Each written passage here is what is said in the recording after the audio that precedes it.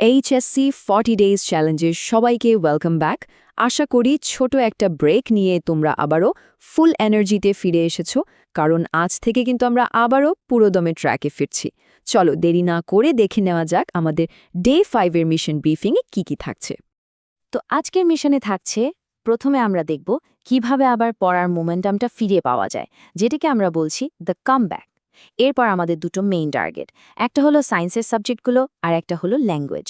আর একদম শেষে তোমাদের জন্য থাকছে ডে 5 এর একটা কমপ্লিট মিশন চেকলিস্ট। আচ্ছা, প্রথমেই তাহলে কথা বলি দ্য কামব্যাক নিয়ে।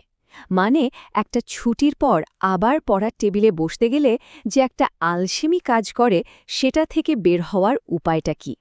জানি রিদমটা ফিরে পাওয়া একটু কঠিন, তবে কোনো চিন্তা নেই, এটার জন্যেও আমাদের একটা দারুণ স্ট্র্যাটেজি আছে। আচ্ছা, সত্যি করে বলো তো, এই যে কয়েকদিনের একটা গ্যাপ গেল, এরপর পড়ার ইঞ্জিনটা আবার স্টার্ট করতে কি একটু কষ্ট হচ্ছে? মানে একটা জড়তা কাজ করছে, তাই না? তো এই যে জড়তা, এটা কাটানোর সবচেয়ে সহজ আর ইফেক্টিভ উপায়টা কি জানো? একদম সিম্পল। নিজের সবচেয়ে পছন্দের সাবজেক্টটা দিয়ে পড়া শুরু করো। দেখবে বোরিং লাগবে না, পড়ার আগ্রহটা খুব তাড়াতাড়ি ফিরে আসবে, আর দিনের জন্য একটা মোমেন্টামও তৈরি হয়ে যাবে। ওকে, তাহলে মোমেন্টাম যখন সেট হয়েই গেছে, চলো আমাদের প্রথম টার্গেটে নেমে পড়ি। Target 1, science.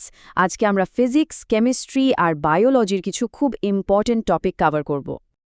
ফিজিক্সে আমাদের আজকের টার্গেট হল চ্যাপ্টার 5, কাজ, শক্তি ও ক্ষমতা। এখন দেখো, এই চ্যাপ্টারের বেসিক কনসেপ্ট মানে কাজ, গতিশক্তি, বিভব শক্তি, এগুলো তো পড়তেই হবে। কিন্তু আসল ফোকাসটা থাকবে দুইটা জায়গায়। এক, কুয়া বা চৌবাচ্চা খালি করার যে ম্যাথগুলো আছে, সেগুলোতে একেবারে মাস্টার হয়ে যেতে হবে। আর 2, পাম্পের কর্মদক্ষ আর ম্যাথ। এই দুটো টপিক কিন্তু টপ প্রায়োরিটি, কোনোভাবেই মিস করা যাবে না। এবার আসি কেমিস্ট্রিতে। চ্যাপ্টার 4 মানে রাসায়নিক পরিবর্তন।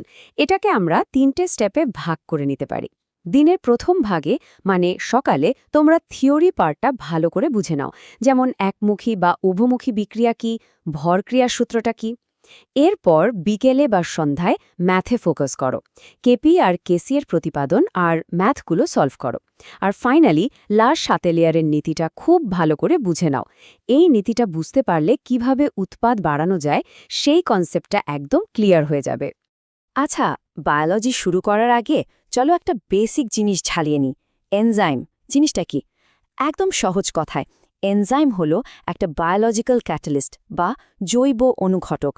এর কাজ হলো আমাদের কোষের ভেতরের কেমিক্যাল রিয়াকশনগুলোর স্পিড বাড়িয়ে দেওয়া, কিন্তু নিজে একদমই চেঞ্জ হয় না।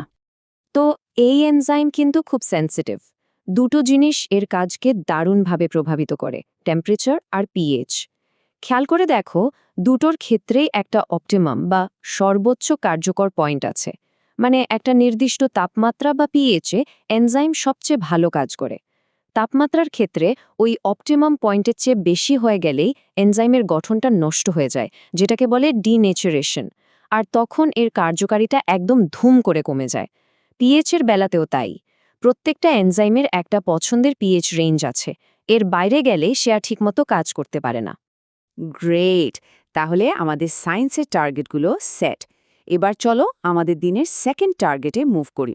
এবার আমরা ফোকাস করব ল্যাঙ্গুয়েজ মানে বাংলা আর ইংরেজির উপর।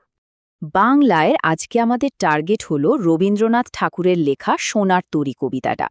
দেখো, এই কবিতার প্রত্যেকটা লাইনের সাধারণ অর্থ তো বুঝতেই হবে, কিন্তু আসল কাজটা হলো এর ভেতরের অর্থটা বোঝা, মানে এর রূপক বা সিম্বলিক মিনিংটা কি।